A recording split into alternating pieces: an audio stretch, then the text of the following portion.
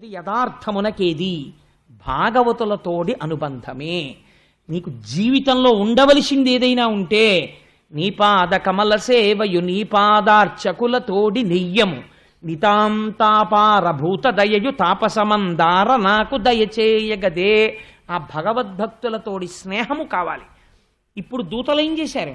యమధర్మరాజు గారి దగ్గరికి వెళ్ళారు. వెళ్ళి వాళ్ళు అన్నారు, మాకు అనుమానం, ఇన్నాళ్ల నుంచి నువ్వు వెళ్ళి పట్రా అనేవాడివి, మేము పట్టుకొచ్చేవాళ్ళం. వాళ్ళు ఇంకో నలుగురు వచ్చారు, మీరు వదిలిపెట్టండి అన్నారు. అసలు మనమా తీసేది, వాళ్ళ తీసుకెళ్ళేది? అంటే మనకన్నా పైన ఎవరైనా ఉన్నారా? వాళ్ళ మాట మనం వింటామా, మన మాట వాళ్ళు వింటారా? వాళ్ళేమంటున్నారంటే తెలిసి చెప్పాడో తెలియక చెప్పాడో నామని చెప్పాడు, పాపాలు పోయి అంటున్నారు. అలా పోతాయా? మేము పాపాల లిస్టు చూసుకుని మేము వెళ్ళాం, వాళ్ళేమో చివర నారాయణ అన్నాడు, పాపం పోయిందంటున్నారు. ఏది నిజం? నువ్వు ఇది చెప్పకపోతే రేపు పొద్దున్న మేము చేసేటటువంటి పనిలో ఇబ్బందులు వస్తాయి. అందుకని నువ్వు అసలు మాకు ముందు అర్జెంటుగా ఈ డ్యూటీ ఆఫ్ చేసి మాకు ఒక సెమినార్ కండక్ట్ చేసి మాకున్న అనుమానాలు నివృత్తి చేయి, అప్పుడు పెడతాం మళ్ళీ డ్యూటీకి అన్నారు. సరే, ఎక్కడెక్కడ ఉన్న వాళ్ళని, లీవ్లో ఉన్న వాళ్ళని కూడా పిలిపించేయమన్నాడు.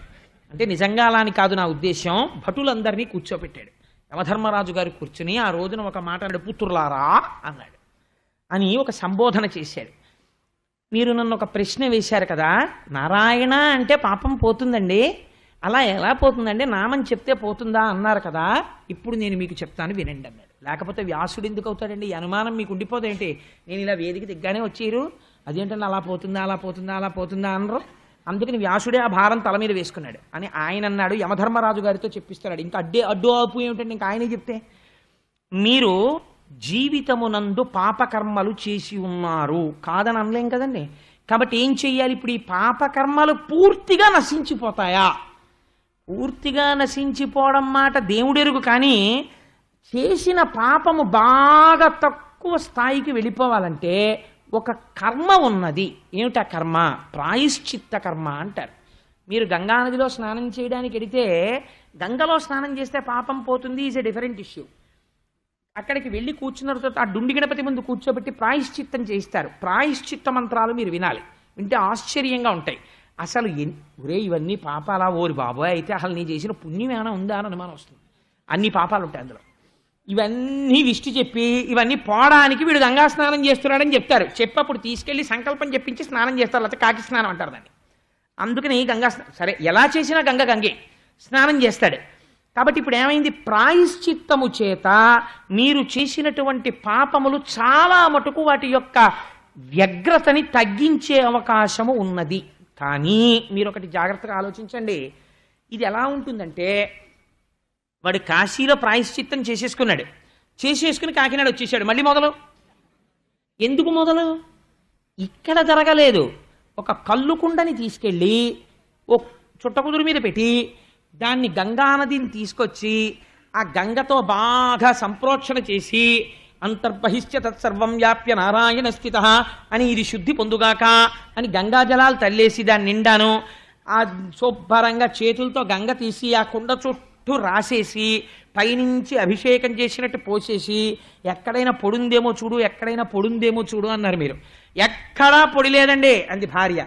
అయితే మాత్రం అది కల్లుకుండా అవడం మానేసిందండి. అది కల్లుకుండే, మీరు ఎంత గంగతో దాన్ని నింపినా, దాని మీద ఎంత గంగ పోసినా అది కల్లుకుండా. మీరు ఎంత ప్రాయశ్చిత్తం చేసినా లోపల మనస్సు సంస్కరింపబడనంత వరకు భ్రమన్ సర్వతీర్థేషు స్నాత్వా పునః నిర్మలం నమనో యావత్ తావత్ సర్వం నిరర్థకం. ఎన్ని తీర్థాలకెళ్ళి స్నానం చేసినా ఇది శుభ్రపడనంత వరకు అది నిరర్థకమైపోతోంది. కాబట్టి మరి ఎలా? కల్లు కుండలో కల్లు తీసేసి చింతపండు పెట్టి తోమేస్తే గంగ పెట్టి ప్రోక్షణ చెయ్యక్కర్లేదు.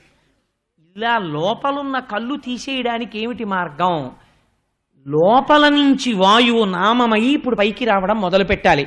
ఆ నామము అగ్నిబీజ అమృత బీజ అనుసంధానమై ఆ ఈశ్వర నామము మనస్సులోంచి వస్తోంది. కాబట్టి ఇప్పుడు కుండ లోపల బాగు చెయ్యగలదు. మళ్ళీ కళ్ళు వెళ్లకుండా చేయగలదు ఆ నామం. ఒకసారి తెలిసి కానీ తెలియక కానీ నామం పట్టుకున్నారనుకోండి, పట్టుకుని అస్తమానం గోవింద గోవింద అంటే మొదలెట్టారనుకోండి, ఏం చేసినా గోవింద అంటున్నారనుకోండి, మీరు అలా అంటూ పాపకర్మ చేయడానికి సిగ్గు మొదలవుతుంది. ఎవరు చూడకుండా చేయడం మొదలెడతాడు. ఎవరు చూడకుండా పాపం చేయడం ఓ మెట్టు పైకి ఎక్కడం శీలంలో, తెలుసా అండి? ఎందుకనంటే 10 మందిలో చేయడానికి కొంచెం భయపడుతున్నాడు ఇప్పుడు. ఆ తర్వాత ఏం చేస్తాడో తెలుసా అండి? ఎవరు చూడకపోయడం ఏమిటి? రాత్రి పగలు, అసుర సంధ్య వేళ, సూర్యుడు, చంద్రుడు, ధర్మము, అగ్ని, ఇన్ని రూపాలతో ఈశ్వరుడు అంతఃసాక్షి అయి చూస్తున్నాడు. కాబట్టి ఈశ్వర, నేను పాపము చేస్తున్నాను అని క్షమార్పణ చెప్తాడు. మరునాడు పూజామందిరం దగ్గరికి వెళ్ళినప్పుడల్లా నిన్నను పాపము చేసి ఉంటే ఆయనకి చెప్పి పుచ్చేయడం మీరు అలవాటు చేసుకోండి. నేను ఒక మాట యథార్థంగా చెప్తున్నాను. మీరు నిన్నటి రోజున పాపం చేశారనుకోండి, the moment you start worshipping the god, first confess yourself. ఈశ్వరుడి దగ్గరికి వెళ్ళి, అయ్యా స్వామి, నిన్నటి రోజున నేను రైతు బజార్కి వెళ్ళినప్పుడు 5 కూరలు కొని, పిల్లవాడికి లెక్కలు రావు కాబట్టి కేజీ బెండకాయలకి 14 రూపాయలు ఇవ్వడంలో లెక్క తప్పించేసి 4 కూరలకి మాత్రమే కూడికి చెప్పి, వంకాయలు అరకిలో 4 రూపాయలండి, బీరకాయలు కేజీ 8 రూపాయలండి, 8 4 12, ఇలా 4 చెప్పేసి వాడు బేరాల్లో ఉన్నాడని బెండకాయలకి డబ్బులు ఇవ్వకుండా వచ్చి, వాడు కష్టపడి పెంచి పెద్ద చేసిన బెండకాయలు బజారుకి తెస్తే ఆ కేజీ బెండకాయలు రోజు సంధ్యావందనం చేసి పరులకు ప్రవచనం చేసేటటువంటి నేను కేజీ బెండకాయలకి డబ్బు ఇవ్వకుండా తెచ్చుకొని వండుకు తిన్నాను. నా పాపము క్షమించుగాక, మళ్ళీ ఎప్పుడైనా ఇలాంటిది చెయ్యకుండా ఉత్తర క్షణం ఆ డబ్బు ఇచ్చేసేటట్టుగా నా మనస్సుని సంస్కరించు అని మీరు ఈశ్వరుడికి చెప్పి సంధ్యావందనం చేశారనుకోండి, మీరు మళ్ళీ రెండో రోజు రైతు బజార్లో డబ్బులు ఇవ్వకుండా రండి, అరకిలో బెండకాయలే కొనుక్కుంటాడు. ఓన్లేదో ఇష్టం అయితే. అంటే నేను ఇది ఒక ఉదాహరణకి చెప్పాను అంతేనండి, ఇంతకన్నా పెద్ద చెప్తే బాగుండదని. ఇలా చేస్తే మీరు రోజు వెళ్ళి మళ్ళీ స్వామి నిన్న నేను పచ్చిమిరపకాయలకి మానేశాను అని ఎలా చెప్తారు? అసహ్యంగా ఉంటుంది. రోజు వెళ్ళి పచ్చిమిరపకాయలకి మానేశాను, అల్లానికి మానేశాను, అక్కడ కొట్టుకొచ్చాను, ఇక్కడ కొట్టుకొచ్చాను, ఎందుకురై రావణ పూజన్నా మానేద్దాం, అదన్నా మానేద్దాం. ఇప్పుడు పూజ మీరు మానలేరు, ఎందుకని భయం ఒకటి పట్టుకుంది, నామాన్ని పట్టుకోవడం. కాబట్టి ఏం చేస్తారు? పాపం మానేస్తారు. మిమ్మల్ని శుద్ధి చేస్తోందా లేదా? కళ్ళు తీసేస్తోంది కుండలోంచి. కాబట్టి రే, కర్మయా నామమా అన్నది తక్కెట్లో పెడితే నామమే దహించగలదు పాపాన్ని. అందుకునే వాళ్ళు ఆ తీర్పు చెప్పారా. ఇప్పుడు నేను మీకో తీర్పు చెప్తున్నాను. మీరు తెచ్చేటప్పుడు టాప్ ప్రయారిటీలో తీసుకురావడాన్ని ఒక If you like this video, hit the like button. For more videos, subscribe to our channel. If you have learned anything from this video, comment down below. Subscribe.